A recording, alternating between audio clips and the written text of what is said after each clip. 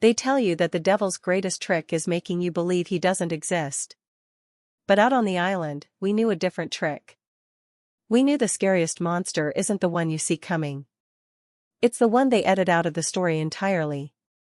My name is David Thorne, and for 47 years, I was the projectionist at the Old Harbor Theater on Martha's Vineyard. I ran every print that came through town, from The French Connection to Star Wars. But it was the summer of '75 that I learned the difference between a work of art and a piece of evidence. When Universal shipped us the reels for Jaws, it was still a secret. Spielberg hadn't even finished mixing the audio in Los Angeles yet. They sent us a work print to test the local reaction, just raw celluloid, no digital tricks, no CGI. Back then, cutting room floors were literal. And sometimes, a tired editor would toss a trim a few feet of film deemed too hot, too long, or too expensive into a bin-marked retake. But that summer, a trim went missing. A can labeled Scene 42, Estuary/Good Samaritan.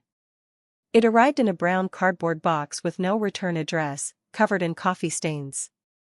When I spooled it onto the platter that Tuesday morning, I thought I was about to watch the same cut I'd seen a dozen times before. I was wrong. I was about to see the minute and a half of footage that Steven Spielberg swore he burned. The minute and a half that proves we didn't just invent the summer blockbuster that year. We invented the snuff film. The scene picks up right where the theatrical version leaves off. In the movie we all know, the shark capsizes the little sailboat in the pond. Chief Brody's son, Michael, is floating in the wreckage, terrified. A kind-faced man in a rowboat, the one they call the Good Samaritan, rows over to help. He leans over the side, reaches out his hand, and then suddenly, violently, he is yanked backward into the brackish water. You see a splash, maybe a fin, and then the camera holds on the empty, rocking rowboat. Cut to black. It is a masterclass in Hitchcockian restraint. Not this print.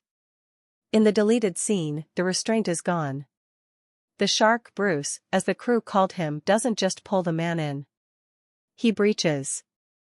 It is a full-body launch, the kind of breach you only see in National Geographic specials where seals are on the menu. The Samaritan lets out a scream that isn't acted. I know because I listened to it on a loop. It sounds like tearing metal. The shark's jaws clamp down around the man's torso, just below the ribcage. The water immediately turns the color of rust. But here is where Spielberg lost his nerve. The camera doesn't cut away. It zooms in. You see the man's fingers scrabbling against the shark's snout, looking for purchase. He is looking directly into the lens, directly at us, with an expression that isn't terror. It's confusion. His lips move. I learned to read lips in the projection booth because the sound was always out of sync on the work prints. He is saying, "No. No, get it off." This lasts for 17 seconds. 17 seconds of a man being shaken like a rag doll while the mechanical pistons inside Bruce hiss and clank. But the sound of those pistons, that is the part that haunts me. It sounded like breathing. It sounded like the machine was enjoying it. They say the reason Spielberg cut it was the rating. And our rating would kill the summer box office. Or maybe it was the dummy. You can find the stories online if you dig deep enough, those grainy black and white stills from the documentary The Shark Is Still Working. They show a rubber dummy of a boy being crunched. That's what the studio officially calls it, the Alex Kintner dummy footage. A prop. A special effect. But I held that celluloid up to the lightbox.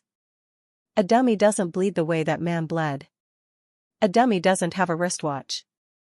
And a dummy certainly doesn't have a tattoo. I paused the film on a single frame the moment the shark pulls the victim under for the final time, just as his arm reaches out to grab young Michael Brody. On that arm, just above the elbow, is a faded blue anchor. It's a Navy tattoo. Robert Shaw, the actor who played Quint, had a fake tattoo applied every morning by makeup. It was part of his costume, his character's backstory from the USS Indianapolis. But Robert Shaw didn't film the estuary scene. He was too expensive, and he refused to get in the freezing Massachusetts water for a B-roll shot. The man in that water that day was a stuntman hired off a dock in Edgartown. A local. His name, according to the production logs that were never supposed to go public, was Michael, just like the boy in the boat. The twist is this: they didn't cut the scene because it was too violent. They cut it because it was real. The mechanical shark malfunctioned during the 5th take. The hydraulics that were supposed to gently nibble the stunt dummy malfunctioned. They surged with a force calculated to snap steel cables.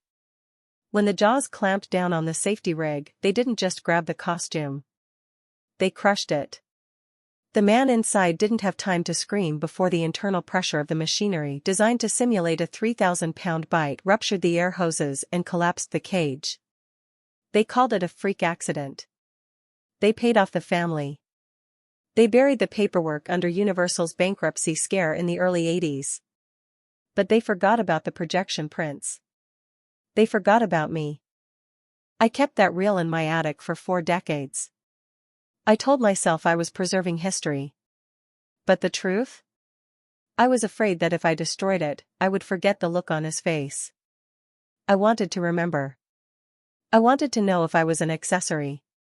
Last week, I finally watched it again. The celluloid is sticky now, the vinegar syndrome eating away the emulsion. As the projector clattered to a stop, the final frame burned up in the gate, a white-hot flash of light that left a hole in the screen. In that hole, for just a second, I saw my own reflection in the dark glass of the booth. I looked old. The reveal isn't that the Jaws death is real. The reveal is that you already knew that. You felt it, didn't you? Every time you watch Jaws, you feel a pang of guilt during the estuary scene. You feel like you're watching a snuff film. That's because the version you see on TV is a ghost. It is edited around a void where a man used to be. Spielberg is a genius because he didn't just cut the gore. He cut the truth, and he replaced it with an implication so haunting that your brain fills in the gaps with your own worst nightmare. But I'm old now. I have nothing left to lose. I know where the bodies are buried.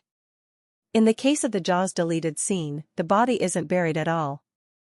It's floating in a tank at Universal Studios, right there on the tram tour, painted gray and smiling for the tourists. They call it Bruce. They should call it a tombstone. And if you listen closely when the tram passes by, above the screaming of the tourists, above the fake blood spouts, you can still hear the hiss of the hydraulics. It sounds like breathing. It sounds like a man trying to say no with a crushed chest. The scene no one was supposed to see isn't lost. It's just waiting for the right projectionist to stop being a coward.